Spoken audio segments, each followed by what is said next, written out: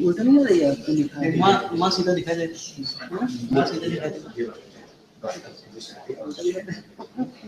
मैंने बोल रहा था वहाँ से मेरा कैमरा मूवमेंट करेगा ठीक है ना मैंने क्लोजअप भी लेने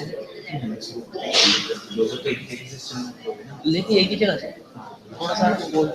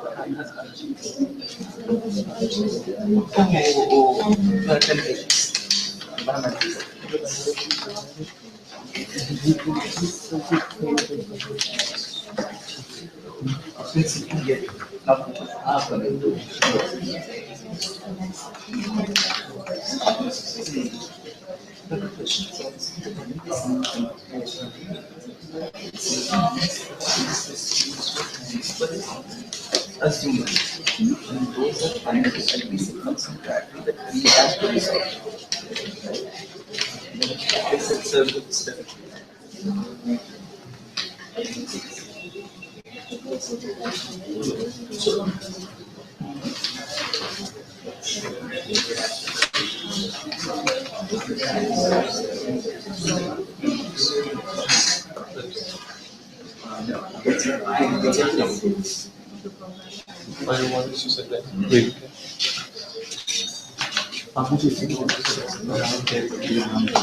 Something media panelist media.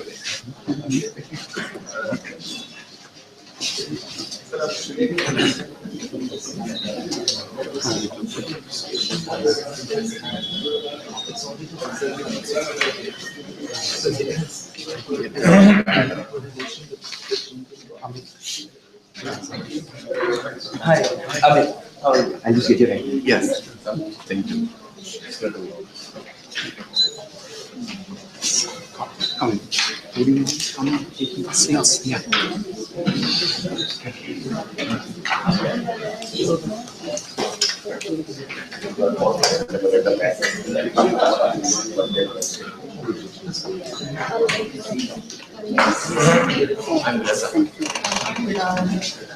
Excuse me.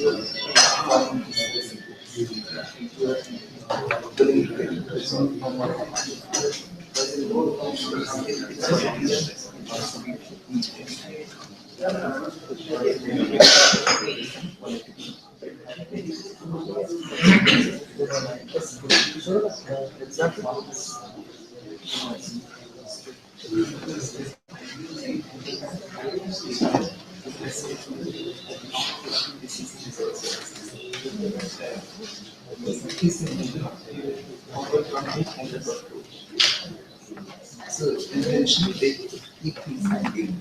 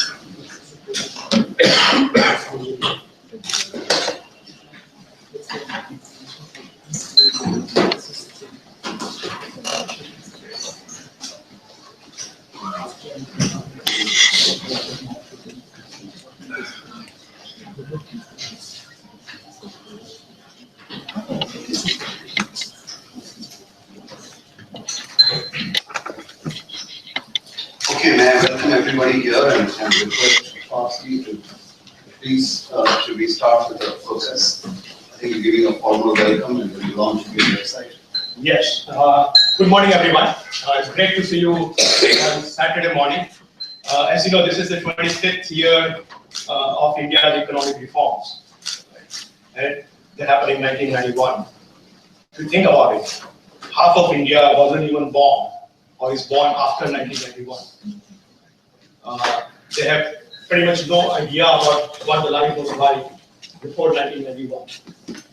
So what we are going to do today is to launch a crowdsourcing website or a portal called indiabefore91.in, and then have a sort of panel discussion on what the life was like before, what happened during the reform period.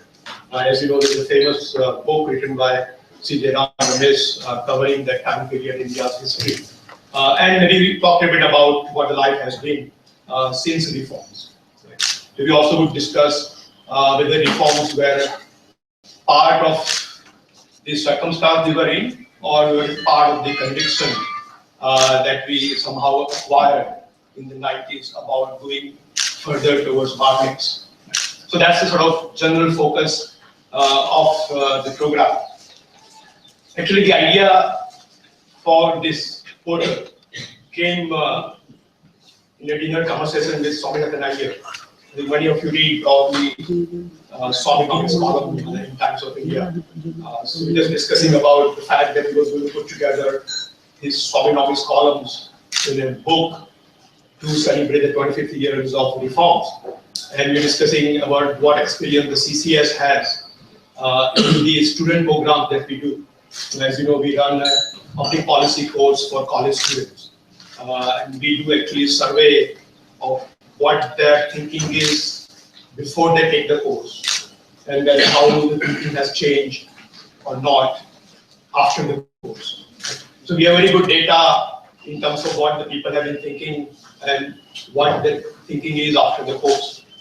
And I was mentioning to him that hardly anyone remembers, in at least the college group that we do our programs in, what the life was like before 91.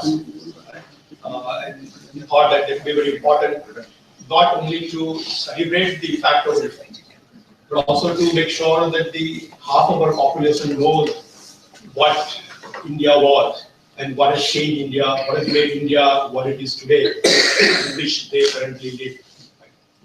I think that's an interesting part of our history. Needs to be very well documented. So the idea behind the portal is to collect stories from people from all walks of life, not just business, and not just economists and politicians, but farmers, housewives, small businesses, street vendors, right? So across the spectrum, what did people feel about the life before 91? And as you can see, by contrast, of course, we will talk about indirectly what changes have happened because of reforms. So that's the general purpose for the website. I think the license Raj term, as you know, came from Rajaji. So Rajaji, who was the founder of Swatantra Party, was the only market-friendly political party that we had in India. In the late 50s that he started. He described the Indian version of sort of socialist pattern of society or central planning, that the model that we had adopted, as Kota Permit License Raj. Right? So that was a phrase that he had coined. And since then, that phrase has been modified in various ways and stayed with us even now. And we refer to that time period of India's history either as the Hindu rate of growth, and which was other term that was coined to describe that part of the history, or as the license Raj, license permit Kota Raj, as Rajaji actually called it. So I think as a liberal, market liberal, libertarian, we sort of value three basic freedoms. Right? One is, of course, the political freedom, right to choose our own representatives. Right? Second is personal freedom, freedom of expression, conscience, movement, assembly. Those are the personal freedoms. Fortunately for us, from 1947, 1950, since the Constitution was adopted, we have had those two freedoms guaranteed by the Constitution. India probably was the first democracy of this size which went for universal adult franchise at the time of birth. Most democracies, as you know, did not have universal adult franchise when they began, right, including the United States. It took a long time for them to get to the point of every adult being able to vote, while we started in 1950 with that promise. So only area I think we had a debate, as you see in the Constitutional Assembly, was about economic freedom. And there's a lot of debate that highlighted that we should put in the Constitution that India is a socialist society. The person who opposed that idea quite vehemently and finally actually carried the day was Baba Saheb Ambedkar. So he said, economic system is something that should be open to people's needs of the time. We should not bind the hands of the people forever by putting in the Constitution what kind of ecosystem that we are going to have. And then he prevailed in convincing the Assembly that we should not include socialism as the commitment from the Constitution to what kind of ecosystem we are going to have. And you can see why that was very important for Dr. Ambedkar to win that debate. Right? And we have seen the changes that happened, obviously, since that point in time, with the center planning and the reform that came after it. Actually, when I recently met with Jairam Ramesh, he welcomed us by saying, "Are you still a libertarian?" Right. And then my response was, "Oh, depends how you define liberty." So I'll just being a little more diplomatic. And he actually, I'm saying this because I referred to libertarian, classical liberal earlier in my discussion. And he defined, which I found is very apt definition of what a market liberal or a libertarian would be. Right? So he defined libertarian being someone who privatizes everything. So privatize, privatize, privatize. And whatever you cannot privatize, you communitize. And you never do the community. Right? So basically you have two parts of society, either the private market or the community, pretty much running the society. There is, of course, very little scope for the state. I think that's a very good way of thinking about where we are and where we need to go moving forward and taking the promise of the reforms further. I think we are going to show you a brief video, I think, right? Of some of the stories of people. All of us probably have a story. I think those who are old enough to have read before 91 have our own stories. They will show you a few stories, and then I'm going to request Sri Ramesh to sort of launch the portal, and then I'll hand over the discussion and the panel deliberations to Praveen Chakravarty. He will introduce also the speakers and the panelists as part of that process.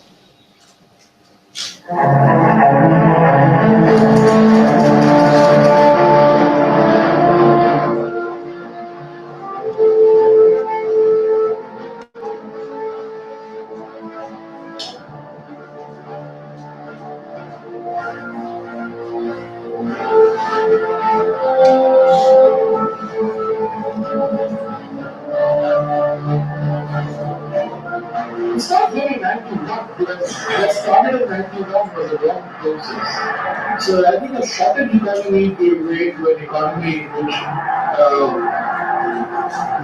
things became easily available.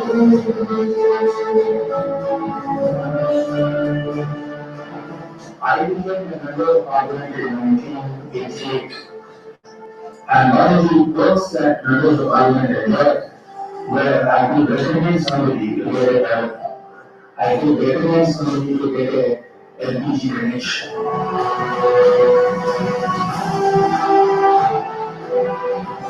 India got its independence in 1947, but it only got its political independence.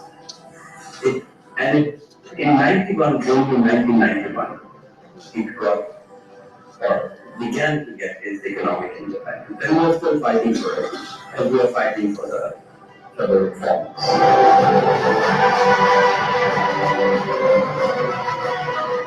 The first thing that comes to my mind is the third house. There's only phone call emergency will come to third house, and somebody will come from there and call us and say there's a phone call. And of course, when we can break that down, those phone calls are expensive.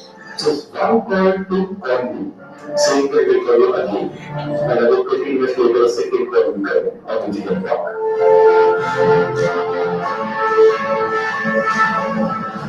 This is a story about a famous media couple. They were living in Bombay. They met each other as journalists in Bombay. Got to know each other, and suddenly they decided to get married. The reason for the marriage was that one of them had a gas connection, and the other one had a telephone connection.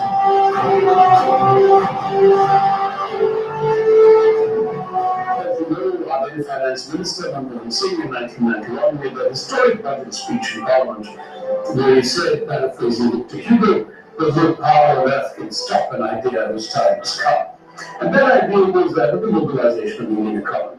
And when the restrictions were lifted, and the license permit quota allowed didn't disappear overnight.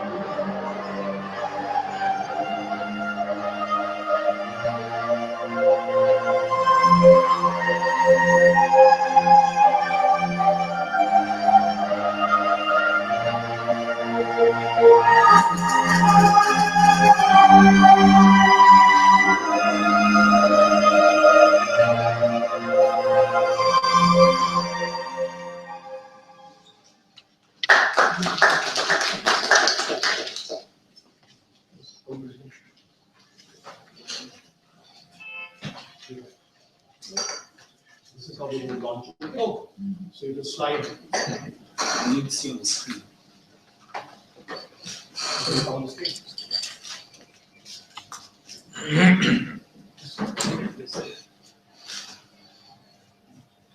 There it is.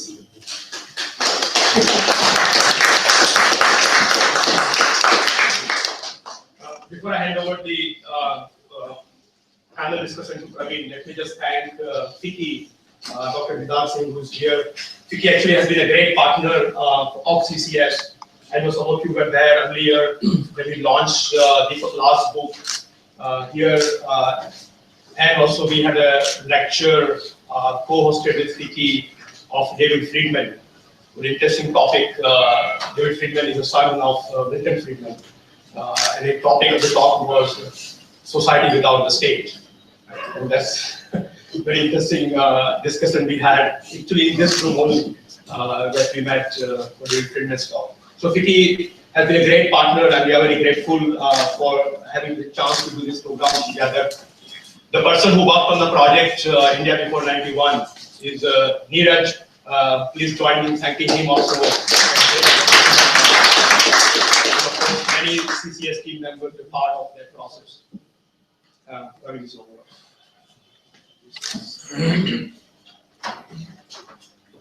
Thank you, Parth. Good morning. I am delighted to be here today to reminisce about the 1991 reforms. And I think we're going to do it with some of the most appropriate people in the country that can speak with eloquent authority on what transpired, or what, how, and why of the 1991 reforms process.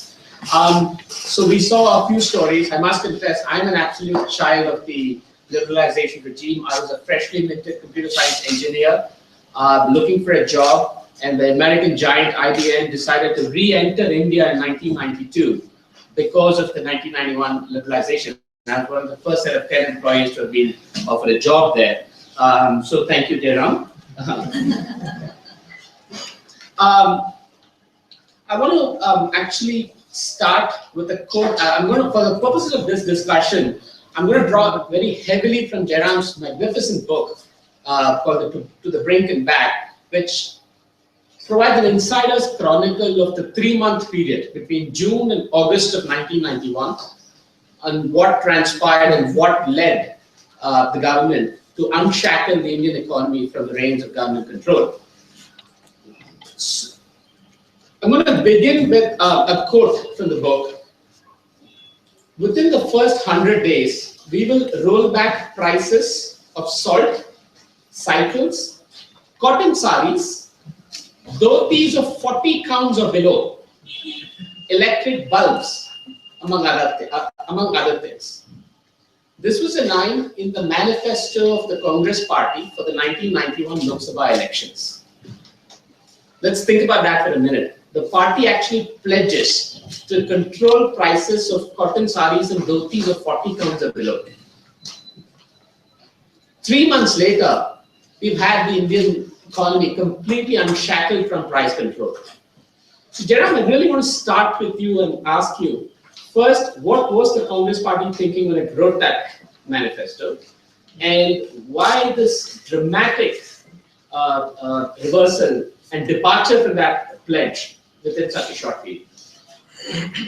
Well, that 40 count dhoti is a giveaway of who wrote that. There's only one finance minister who never wrote a dhoti. Mr. Jairam. So it was actually Mr. Jairam who contributed that. Incidentally, that was the first and last time any political party around the Congress made a firm and unequivocal commitment on reducing prices in absolute levels. I think that was the first time. And that's certainly the first and last time the Congress Party ever said a 100-day program. Because, as I mentioned in the book, Mr. Chakravarty said the government is elected for 5 years, it's not elected for 100 days. So why are you coming up with a 100-day program? But although this commitment was made in the manifesto, Praveen, remember that Dr. Singh, on the 25th of June 1991, gave a press conference. And in that press conference, he basically disowned this promise. And he said, this can't be done. And that was the first sort of speed breaker that the new government had to face, because that created a lot of political flack for the new finance minister. And the Prime Minister himself was very upset that the finance minister had said publicly that a political commitment cannot be fulfilled, and that had its own consequences. So as to the reason why there was a shift, I think the magnitude of the economic crisis that India was going through was certainly known. It's not as if it was an unknown. People knew what was happening. But I think for the Prime Minister and the Finance Minister to actually sit in a chair and be confronted with what the reality of the day was is a completely different phenomenon. And on the 21st of June 1991, when the Prime Minister took oath and Dr. Singh, not yet being made Finance Minister, but he knew that he was going to be Finance Minister. $900 million of foreign exchange reserves, export stagnant, economic, industrial growth on a downward slide, international confidence at an all-time low, capital flight taking place on an average of about $200 million a month. I think these are extraordinary circumstances, and I think inflation, point-to-point inflation at that time was almost 62%. So I think the reality really hits you, and I think it hits anybody. As many prime ministers have become prime ministers have realized, it's one thing making promises in an election campaign, but it's another when you come to power, when you're confronted with realities, you end up eating the words that you utter in the part of an election campaign. Mr. Narasimha was not the first and the last, and certainly there will be many more other people. Dr. Virmani, I want to bring you in the context of IMF. The whole specter of the balance of payments crisis and the IMF loomed large over this whole reforms process. And certainly it was positioned as a battle between India succumbing to Western institutions, such as the IMF in reforming our economy, versus protecting our economic independence.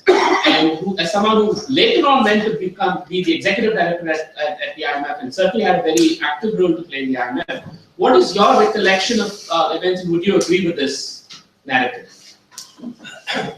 So the way to look at these episodes and the way the IMF gets involved is in two parts.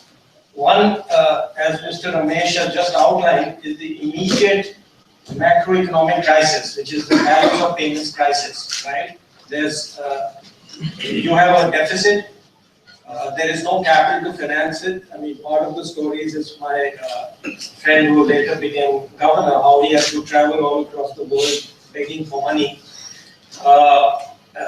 And therefore, for that there is a standard IMF template.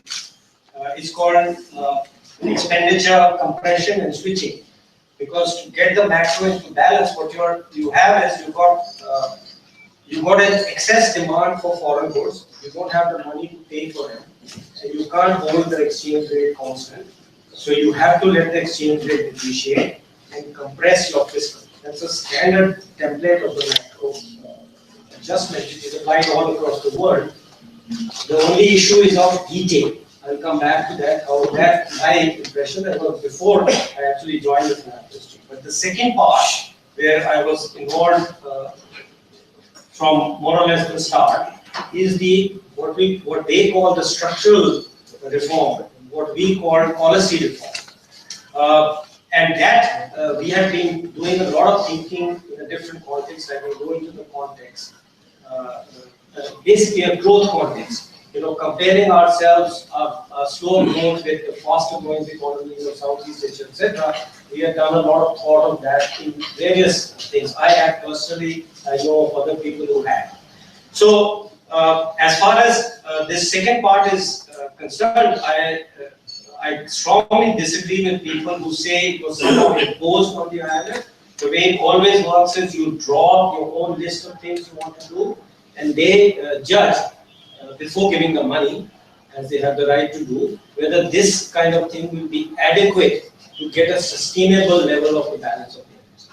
On the first part, and here I have to, it's based on information, basically the chief economic advisor, who was a leftist at that time, who was there in Chakravarty's time and continued to about, I don't remember exactly, but till July or August, when he resigned and left. He's the one who dealt with the numbers on exchange rate adjustment, how much was needed, and what kind of fiscal adjustment was needed at that particular point in time. And that clearly, the IMF must have had, I would guess from the standard procedure, a strong role in determining or calculating, because I don't think we had the capability in the finance industry for doing those kind of macro things. At that point. It's interesting you say that you don't subscribe to the view that IMF kind of played played its role with a high iron fist, because Jairam actually on the policy reforms. Well, I'll tell you why. Jairam actually writes in his book saying in a letter that the Prime Minister has drafted or the Finance Minister has drafted to the President of the IMF. he actually takes pains to correct the spelling of labor to have a U, not L-A-B-O-R, but L-A-B-O-U-R. Program to P-R-O-G-R-A-M-M-E. And that only goes to show the extent of fear in India as to whether people will think that you're actually being completely controlled by the IMF, so much so that even your letters Americanized. So in some sense, if that was the kind of fear, are you saying the fear was unfounded in some sense? So two things on that. One, if you used Microsoft or Excel or Word process, I don't know if there was the normal thing which you get, especially if they are imported computers or used to be at that time all imported, it's American spelling unless you change it to English. In fact, very few of us used to at that time change it to English. Is my recollection, others may have some other recollection. So it would automatically give the American spelling. And therefore, yes, there was this huge fear because I don't remember for 5 years after this, any, I can count, 1, 2 economists who actually supported any specific policy reform action that we did. So there was clearly a fear. Secondly, my impression, where I don't have direct information, where perhaps Jairam, Ramesh would have about cabinet level discussion, but my impression is partly it was used subtly as a threat that we will be sunk unless we get this loan, so you better agree to X, Y, Z reform. This is the impression I have. So it was kind of a tool also, and it was also a fear.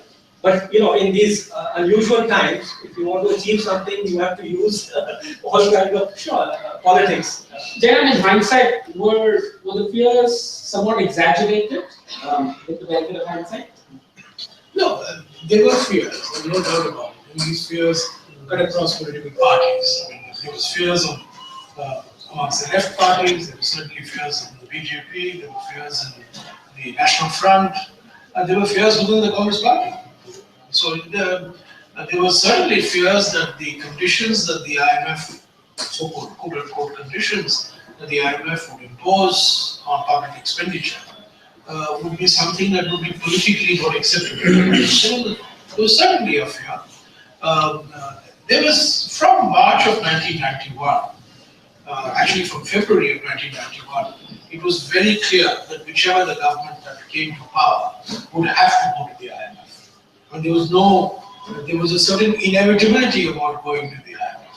So, although people criticized, people were worried, almost all political parties and all political leaders that attended these all-party meetings were more or less reconciled to the fact that the IMF was just unavoidable.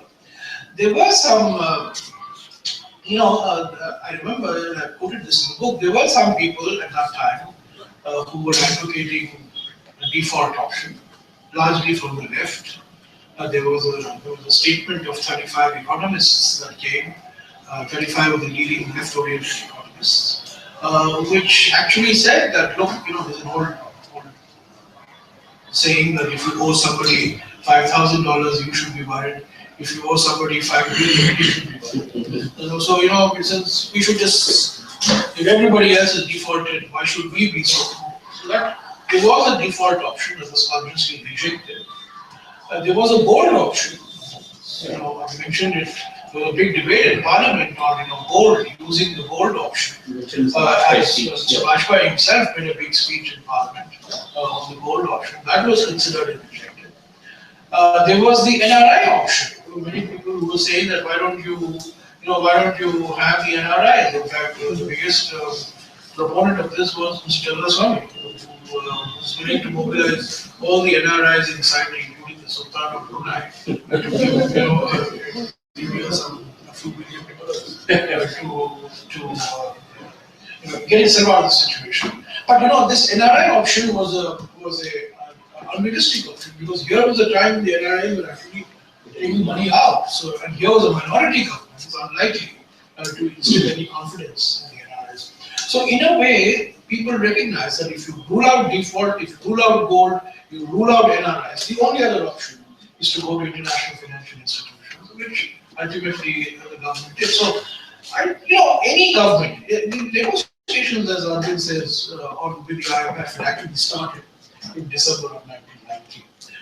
And Mr. Yashwant Sinha, who was then the finance minister, had actually met with the IMF in December 1990. In January, February 1991, there were discussions of the then governor of the Reserve Bank, the then chief economic advisor, with the IMF. So there were a lot of discussions that had already taken place. And on the 21st of May 1991, a very unusual statement was issued on the assassination of Mr. Ramesh, which very rarely, as far as I know, very rarely do the presidents of the World Bank and the IMF issue a joint statement. And that night, they issued a joint statement. It was basically reaffirming their support for any government that came to power for financial assistance. So there was an inevitability about going to the IMF. There was fear about going to the IMF, but everybody knew that without going to the IMF, we are not going to get out of the situation. So it was, as Arvind says, also an instrument for doing many of the things that you would not have otherwise done. So I think it's much more. For all the fear that is that you've laid out in the book, I found it ironic that the first statement of the new industrial policy, the unshackling price controls, came on July 4th, which is the American Independence Day, 1991. So we're inside FICCI, and FICCI has a role to play in the whole reforms process. And the role is, and this is again drawn from Jairam's book, the president of FICCI issues a statement 2 days after that voices their dissent and displeasure at the reforms policy and lays out apprehensions over a red carpet to welcome foreign companies and coins, and then there's a famous Bombay clerk that coins a term called level playing field, arguing for a level playing field between domestic businesses, Indian businesses, and foreign businesses. So, Didar, I don't mean to put you on the spot here, but By the way, I must Sure. say something on this. After the book came out, Mr. S.K. Birla wrote to me a long letter, who was then a president of FICCI, saying that he had not said this, and basically pleading selective amnesia. But the real thing was, I think, FICCI's position, not just FICCI, industry's position was domestic liberalization first, external liberalization later. I mean, that's, to be fair to them, that was their position. No, but as Ramesh is correctly pointing out, FICCI or organizations like this take a position on the basis of what they perceive as a response to an emerging situation. Let us not forget, because you're talking of pre-91, let us not forget the other Bombay Declaration, which is a time of independence when we began to move towards so-called socialist Mahanovist model. The same industry bodies at that time, industrialists at that time, also supported that. I mean, completely contrary to what a market economy and private sector is all about. So in many ways, I guess that sometimes you take calls which are not directly so concerned with how you perceive the future. You look at more of how it will impact your past. Sure. So are you saying it was knee-jerk? Was it just knee-jerk in some sense? First of all, I think as Mr. S.K. Birla himself has clarified to Ramesh ji, who are the actual people who made that statement? That's also something I doubt, and there are others who are involved in it and took a different position. So that issue still continues. But I think in terms of how FICCI has evolved over the years, I mean, we have also evolved with its time, and I think in the sense of being a private sector body representing a market economy has been the basis of functioning in this manner. Yes, they were very naturalists way back in 1927 when we got established. There was a different role at that time, and that role evolves, and as I mentioned, it evolves past independence in a particular manner, past 91 in a particular manner, and even now in a particular manner. And Arvind, do you have a collection of businesses trying to, their reactions to this, and were there any intense efforts to stall or thwart any of these? Yeah, the stalling part, I personally, twofold. One, of course, the high-level storming would occur at the cabinet level, which don't have information. I'll be very frank. I have a lot of information, in finance ministry, secretary down level. But I can tell you that a lot of people suffer from Indonesia, and I remember for at least 2, 3 years, and it was only 4, 5 years later that people started speaking to support us. But every single thing we did from 91 for at least 3 to 5 years there was not one person standing up. Standing up, right, means making a statement in public or even in private saying this is a good thing you're doing. All the expressions were of the dangers, of how the risk was, or was total opposition. So that included actually the business. That's the interesting thing is because they were also scared. I want to give you one example of this, which is a very interesting story, which I just remember. So maybe you can record it. Before, because I was very involved in the tax reform, the custom duty reform, everything to do with import, export, etc. I still remember one businessman, and we were very open. I used to welcome everybody and everybody's views, and a lot of people used to come because this one gentleman, and I still remember the product. It was like a minor product, like your count of cotton, etc. I would name it because we every year, for 5 years, this chap used to come to me before the budget and say, "Mera, hum mar jayenge, don't reduce the duty on our product."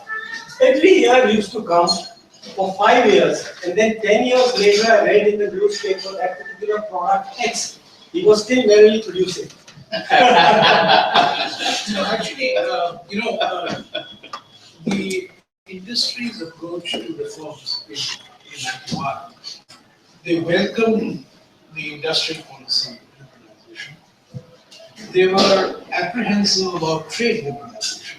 Yeah, the external domestic thing. They were apprehensive. I remember in a conference hall, I think not in this conference hall, but in a larger conference hall, Anand Mahendra, I mentioned that episode in my book, Anand Mahendra, very young and more dapper looking Anand Mahendra, saying that we want external liberalization later and internal liberalization first. I remember telling Anand, you're sounding like a JNU student, and there was a fear that the pace with which we were reducing import duties would affect Indian industry. It's a national fear. There was also a fear, particularly from the older generation. There was also a generational issue.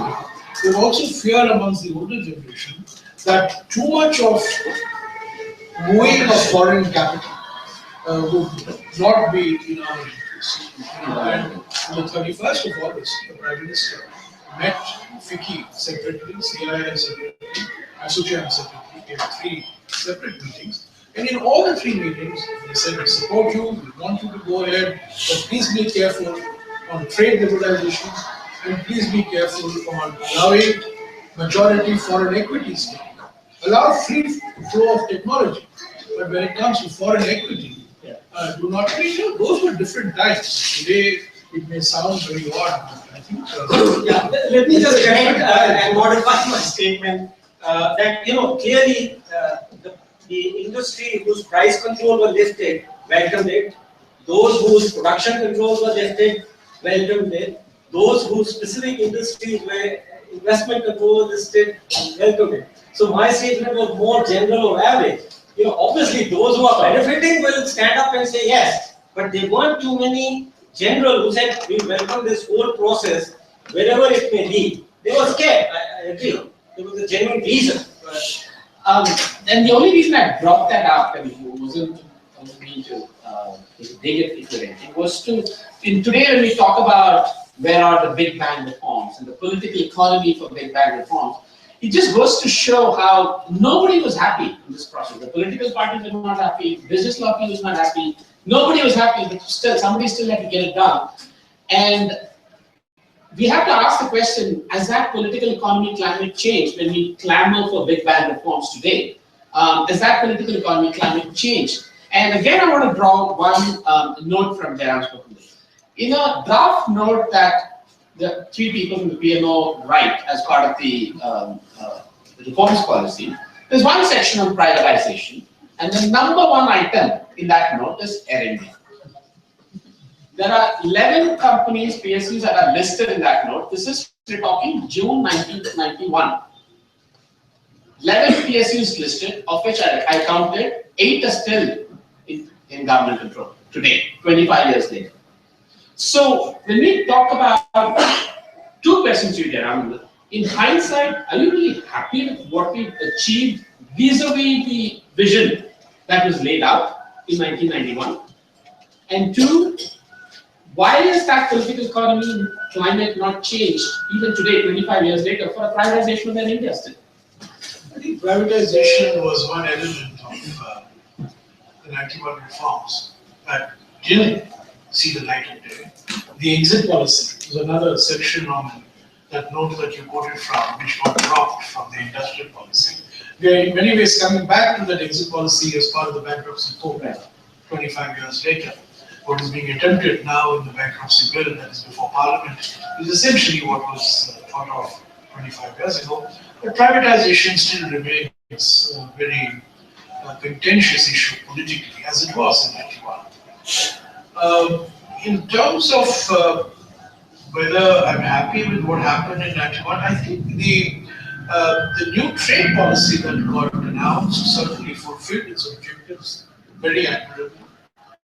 And India became clear in the international trading system, not as much as we'd hoped, but certainly much more aggressive than has ever been the case. I think on the new industrial policy, there's been no going back. There's been no re-imposition of licensing controls or production controls or price controls. So on the new industrial policy, forward movement, as it was in the case of the trade policy.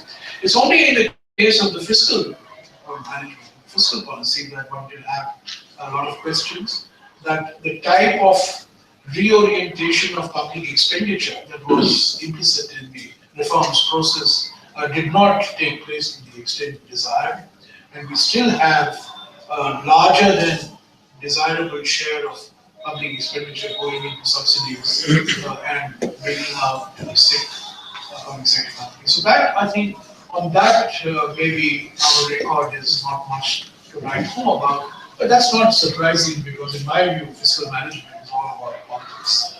Whereas trade and industry is a little more technocratic. Fiscal management really is all about political relations, political alliances, and facing the political heat by taking away an expenditure or pattern of public expenditure that is benefiting one section of society. So you don't see the political economy climate changing anytime soon for, say, privatization? I don't see big bang privatization on the Indian agenda. I really don't see privatization of banks, for example, on the agenda. I don't see privatization of Air India, maybe privatization of India. Although I haven't heard in the last 18 months any talk on privatization of Air India. But I don't see privatization in the Margaret Thatcher sense of the term, denationalization. Sure. I don't see that very much on the agenda. I see the state governments doing this. By the way, the first privatizer in India was N.T. Ramadan. The first company that got privatized in India was Hyderabad Oil. And there were a series of small state sector public enterprises that got privatized. But when we talk of privatization, we are talking of large public sector companies. I mean, will SAIL get privatized? Never. Will BHEL get privatized? Not in my lifetime. Will the railways get privatized? Never. In fact, there was talk of railway privatization, and quickly the minister had to backtrack and say, no, I'm not talking about privatization. LIC privatization, never. So financial sector privatization, I don't see. Denationalization, I don't see. Disinvestment, certainly. Opening up the sector to private players, more private players, as has happened in the case of the banks recently, certainly. But not denationalization, which means reducing the government stake below 51%. I don't see that happening at all. Didar, I want to. Sorry, I want to. Yeah, sure. I was going to come to. Go ahead, please. No, you see, it's very important in this particular example to be clear about this. 2 points.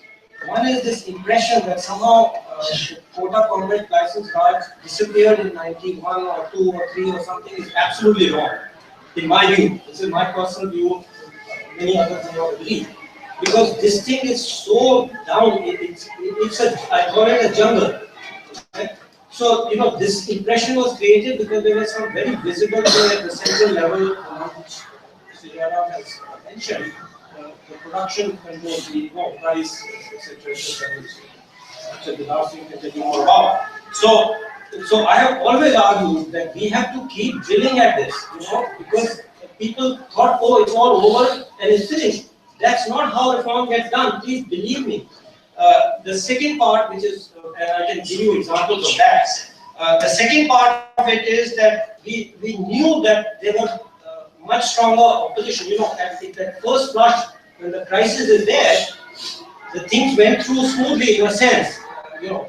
Narasimha Rao and Mr. Jairam know how they argued with the political authorities. In some sense, that first flush happened in one go.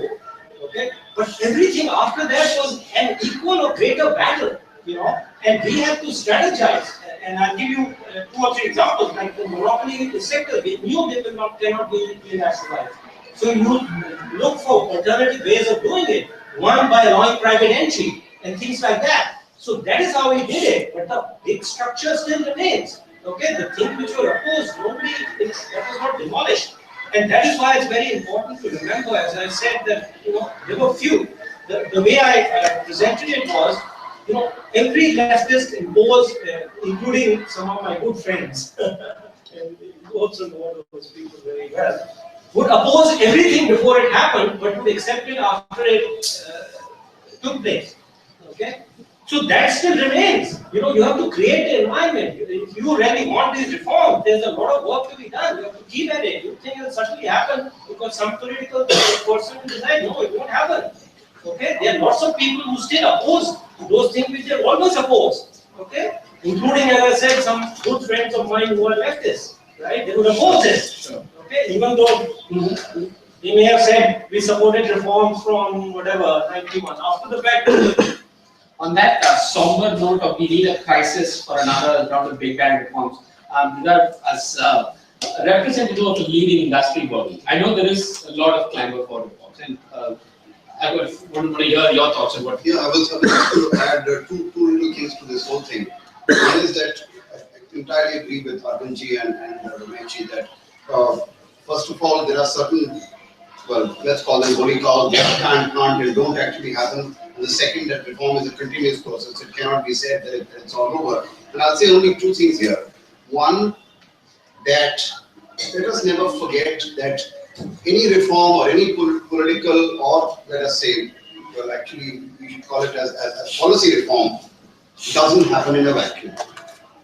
There is a context in which it happens. We are a developing country and we are a democracy. We must never forget that. So this whole business of inclusive growth cannot be forgotten. It has to be within that.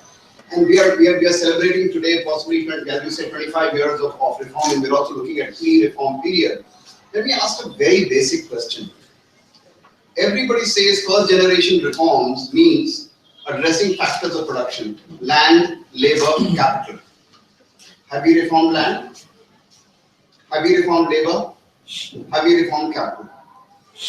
25 years down the road, we have done lots of things. But if you look at the basis of what a market economy stands for, have we addressed the 3 most basic aspects of it? You can add many other things to it. Today it's become environment is very important. We have to be part of climate change.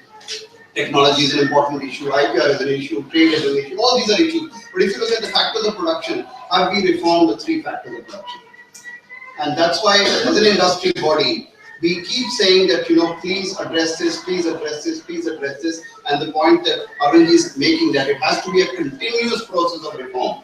And sell it in a manner that we get actually all stakeholders on board, because you cannot do this just as a top-down kind of way. And in many ways, the reform process we started in 91 did take 5-10 years to sell, but it did become part of the Indian economy, and we did do extremely well post that. So in a sense, this selling of the idea and bringing consensus and bringing stakeholders on board is a continuous process and has to carry on.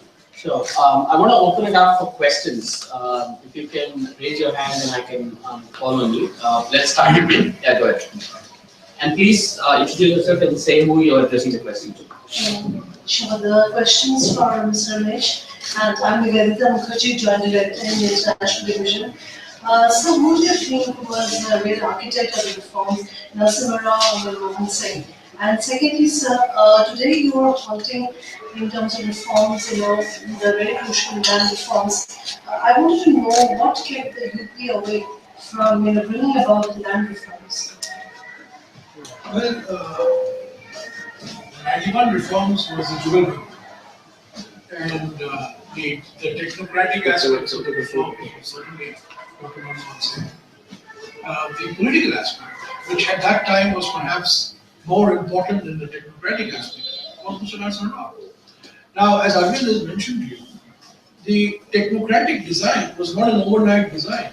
Designs had existed for the last at least 10 to 12 years. People had been writing about the need for reforms. People had been talking about how to reform the trading system, how to reform the licensing system.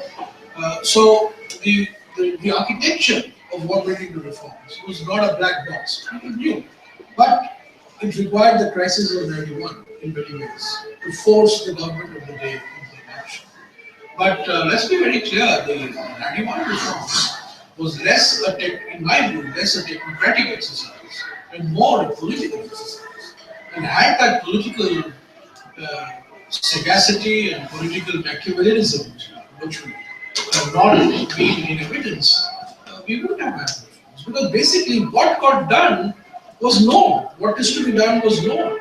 But we never got it done because of the circumstances were not right.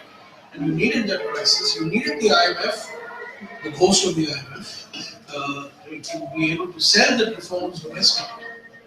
So to that extent, I think Mr. Rao deserves a huge amount of credit for the type of political leadership that he provided for the economic reform process. He may not have contributed the nuts and bolts of the economic reform process.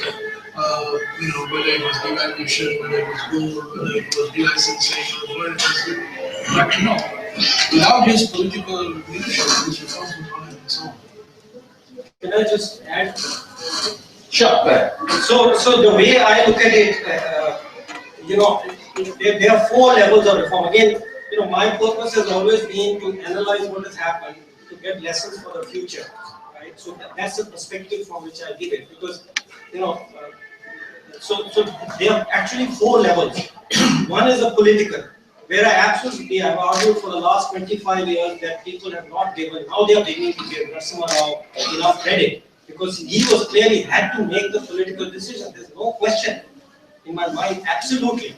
Manmohan Singh could not have done anything unless Prime Minister said, yes, go ahead, I will take the risk. Okay, so that political risk has to be the Prime Minister. There is no other way. Okay, so if you don't have a Prime Minister who can't take political risk, nothing good will happen. Second level is the cabinet level, where the finance minister is critical in our system, right through our history. So in that sense, MMS was critical because you have to convince people, you have to say X, Y, there are many voices, there are fears, you have to meet those fears. That is the job of the finance minister. Okay. The third level is the bureaucratic.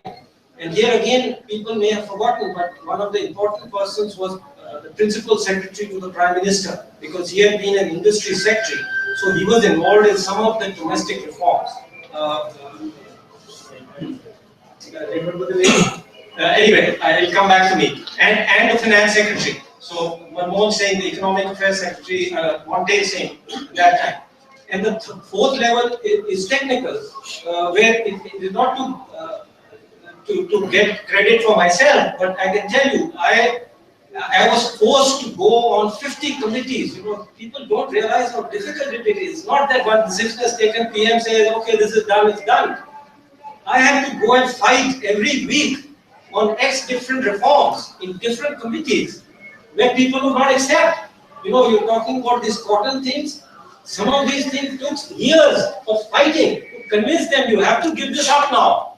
Okay, eliminate all these distinctions of these 20,000 counts of X and Y. I'm just using that as an example because it came up. But there were many, many things like that. So there are all these 4 levels. So, in hindsight, it always looks very easy. And therefore, you make this mistake of thinking, oh, why isn't it being done? Why don't we just privatize Air India? Air India, I opposed 3 different capitalizations of Air India, always losing. Every time the same result. Okay? Same result, that money is spent, it goes waste. They still keep doing it. Sure. Ramesh, I had a second part of the question, sir. Sure. Bill, can we come back to you? Yeah, sure. Yeah, sure. Go ahead. MC Virma, I was at FICCI for a long time, and I was very much present during the 91 crisis. FICCI is a think tank, and its chairman was K.B. Lal, who was the author of the Red Book, the infamous Red Book. FICCI had taken a clear position that all these reforms are not only a must, they must be gone through as fast as possible. And there were lots of meetings and conferences where FICCI put up its position in favor of liberalization and so on. So it will not be correct that there was no backing for reforms from the economic think tanks. Okay. FICCI was the first. Okay. I think the foremost in this respect. Okay. Okay. Point taken. Yes, go ahead. I'll take 3 questions and then I'll leave. Yes, please go ahead. I'm beginning with my question is to you, sir. My point is that why is India not being able to Indian model has been that much successful as compared to China, where its reserves are high, where its manufacturing is also quite robust, and it has been able to do well. While in India, still the PSUs are in pathetic state, debts in banks, power sector, telecom are still too high, and why is there so much of a rise in inequality and all? And plus that, India still have to worry about global factors, for example, US slowdown, deflation from China and all, So it has opened itself to much more vulnerable, Sure. So your question is about the model, the India-China model. Yes, go ahead. I'll come back to the question that lady asked, something similar. So 91 reform largely happened, as I understand, due to compulsion and not conviction. I wish to understand, was there anyone in senior government level who had this conviction? Specifically, I would wish to know in the context of then Finance Minister Mr. Manmohan. Did he play only a technocratic role, or there was some kind of conviction? And when we talk about that, you require context and the crisis for reform, then what will be the big so-called suitable crisis to go for the next big bang reform? Okay. I saw a hand there. Yes, go ahead. Hello, I'm Ravinder Singh. One thing is very critical that we should be protecting our intellectual property. Sir, in the reforms, we have not done anything in this. We are the poorest country in terms of intellectual property. We are not protecting our intellectual property. Secondly, the question is, in the case of GST, sir, there is a news today in the newspaper that 2,000 crore rupees worth of pan plug from Noida was shipped to Gujarat, and there was tax evasion of more than 400 crores. So how do you going to implement GST? When there is such kind of massive, you can say, tax evasion? And tax collection is only 10% of our GDP. Okay. Very quickly, Jairam, if you could answer the compulsion. 91, clearly on 91. Well, I write very clearly that Dr. Manmohan Singh came to reforms out of conviction, whereas Mr. Narasimha came to it out of compulsion.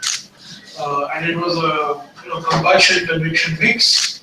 And after about 2 to 3 years, when the first results started becoming evident in the turnaround of the Indian economy, then of course there is a lot of retrospective coherence given, and everybody then becomes successful many fathers. If the reforms had bombed, then you can imagine nobody would have come forward and taken credit. But the fact that the reform did succeed after a period of time, 3 to 4 years, led even those people like Mr. Ram, who came to it out of compulsion, to say that we were always convinced that this is the route to go. But let me tell you, it was not clear that that was the route to go, because, as I said, there was a lot of political opposition, both internally within the Congress Party. In fact, in a meeting of 300 members of Parliament of the Congress Party, when the budget of the July 24th budget was being discussed, out of 300 members of Parliament, only 2 members of Parliament spoke up in favor of Dr. Manmohan Singh, and about 58 members who spoke against the budget and spoke against the industrial policy package. There were only two members of Parliament who spoke in his favor. So it was not clear even at that stage that, there were people were question marks. But are we doing the right thing? Should we be doing this? So, but there were people. I think Dr. Manmohan Singh was convinced.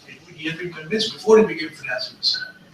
He didn't need convincing once he became finance minister. In fact, his job as finance minister was do the convincing. I give 2 episodes in my book. The industry minister at that time was the prime minister himself, but the minister of state for industry was Professor P.J. Kurian, who is now the vice chairman of the Rajya Sabha. And he just wouldn't allow Rakesh Mohan and Suresh Mathur to take forward the cabinet note. He would just sit on it because he didn't believe in it. And Dr. Manmohan Singh had to call him and have a long chat with him. And finally, it was Dr. Manmohan Singh's persuasive powers that got that cabinet note out of Mr. Kurian's school. MRTP, another dreaded 4-letter word, MRTP. The minister would not let go. The minister was Vijay Bhaskar Reddy, and he had a junior minister, Kumar Mangalam, and Mr. Kumar Mangalam and Mr. Vijay Bhaskar Reddy would just not agree that MRTP needed to be reformed completely, lock, stock and barrel. So Dr. Manmohan Singh called Mr. Kumar Mangalam and gave him a long lecture on what his father would have done. Rangarajan Kumar Mangalam's father was Mohan Kumar Mangalam. Mohan Kumar Mangalam was this great man, who brought about nationalization of the coal industry at that point of time. So Dr. Manmohan Singh gave him a long pep talk for about 30 minutes and saying, look, your father, great man, leftist, communist, but pragmatist, he would have done what we would be doing now. And finally, at the end of half an hour, Mr. Kumar Mangalam said, taking my father's name, I have to do it. That's how MRTP got abolished. Otherwise, MRTP would never have got abolished. So, policy making, the lesson that you should draw is policy making is not just about formal channels, it's not just about rationality. There's a lot of other things that influence the way you take decisions. And I think in that period, the manner in which Dr. Manmohan Singh was managed to convince the skeptics and the manner in which Mr. Narasimha was able to ride political opposition was truly remarkable. And that has lessons even for today, by the way. It's not just 91 oriented, it has lessons even for today. We'll take questions around 91 reforms. Yeah, go ahead. I'm an IT guy, been in it for about 5 decades, and I've come back to work for 21st century villages. You probably saying, what is that called in 1991? It's got a lot to do with it. See, 70% of our people are still in the villages. We talk about smart cities and all that lovely stuff. The point is, you make a smart city, and if you blink, it'll be flooded with more people because the villages are at their extent. So if you don't solve the village problem, you can't solve the city's problem, you can't solve India's problem. Now that's the negative side. The positive side is, I think India is in a unique position. We were the youngest nation. We got enough sunshine, we got enough all those fun things. And we need a democracy. So the question you want to ask around I think we are today faced with a similar challenge which was there in 1991. That's when we want to fly out the board and all this stuff. We are right now in a place where we have educated people, we got Internet of Things possible, we got every third, fourth child has got a cell phone. Okay. So is the 1991, we need a recurrence of 1991, so will that happen? Hopefully China and the global economic crisis will provide that. No, I just want to make an observation that today we should be looking at taking off. There we are looking at sort of saving our backside. Sure. We should be looking at taking off and becoming number one. Okay. Please go. I wanted to find out from Ramesh's, respected Ramesh, that at the current,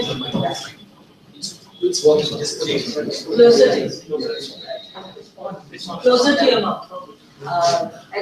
Currently, what's your views regarding the current situation of economic reforms, pace of economic reforms for India in its current economic and demographic scenario? So apart from 91, are you satisfied with the economic pace of India's? Okay, any more questions around 91? 91? Yes, go ahead. I'm now, and my question is to Ramesh. I just wanted to know, I'm actually curious that the word socialist in our constitution, did it created a kind of hurdle? Did you face any problem during opening the doors for foreign players during 91 reforms? Not that I know. Nobody referred to the word socialist in the constitution.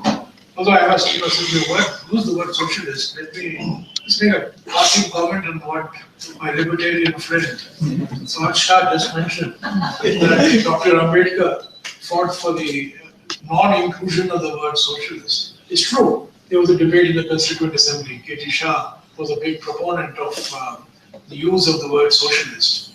But from this, to draw the conclusion, which Parth is trying to draw, that Dr. Ambedkar was a libertarian and a market-friendly is completely wrong. Completely wrong.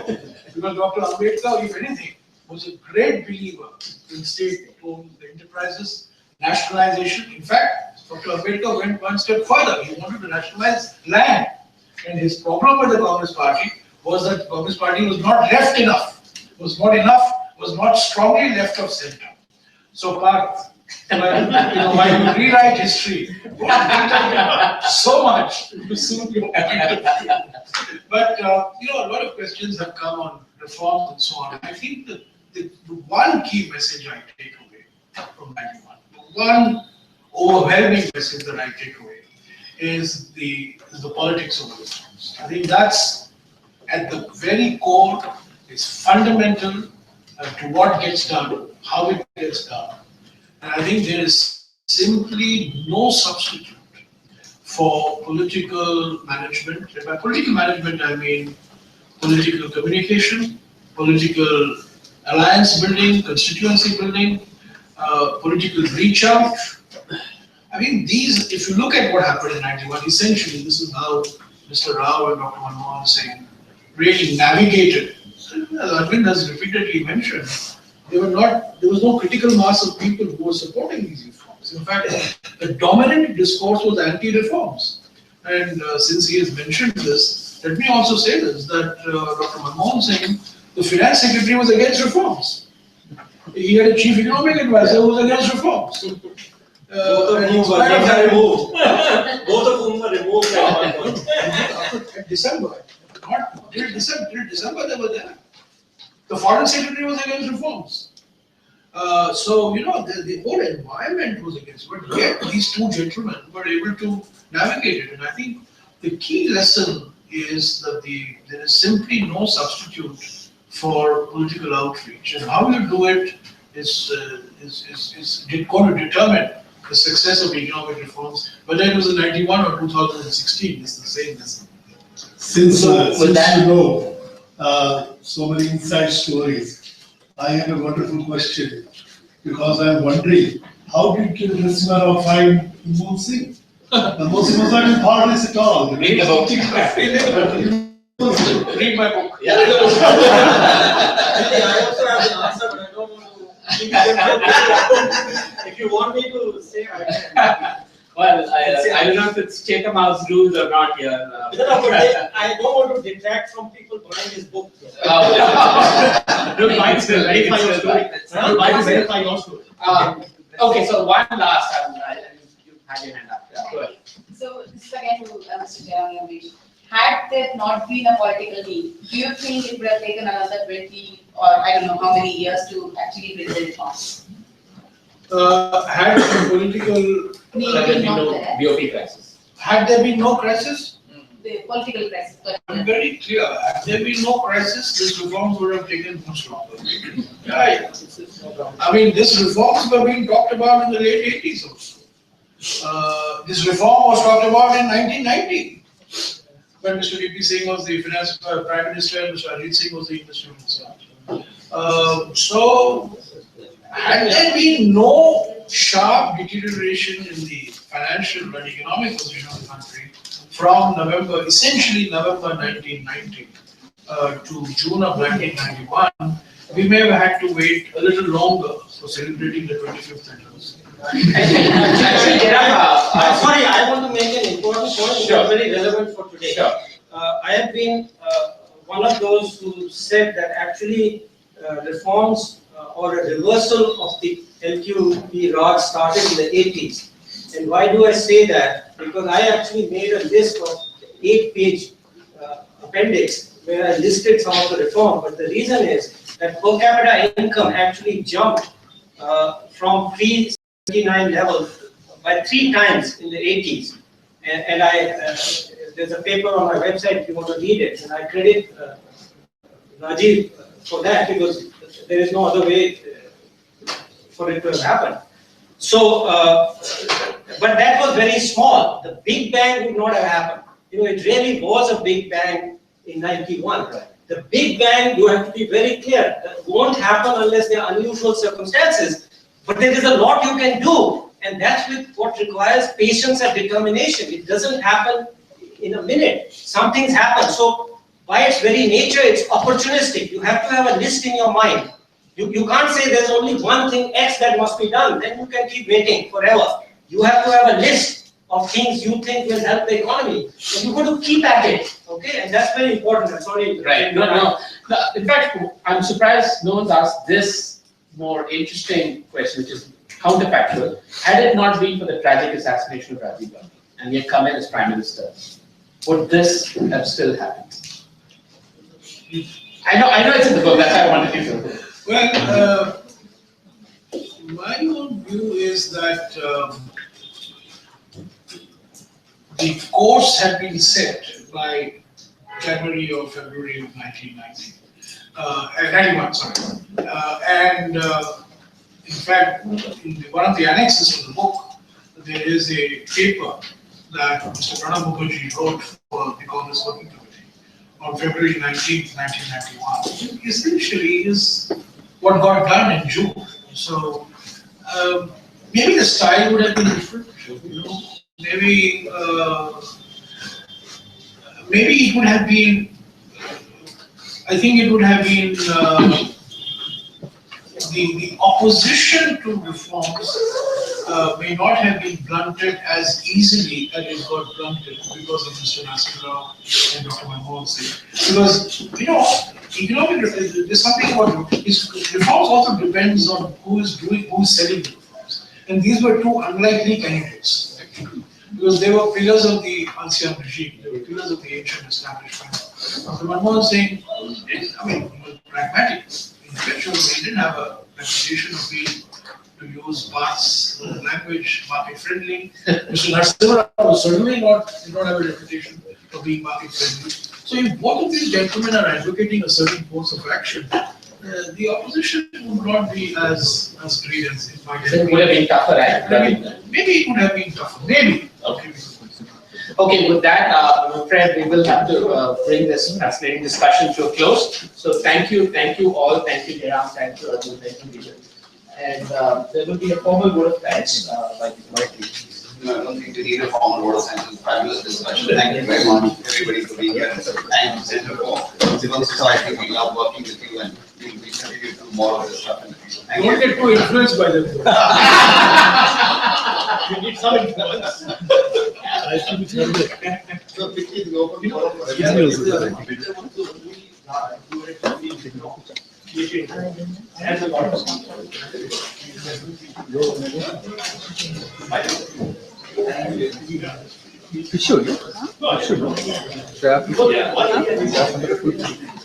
Under the website.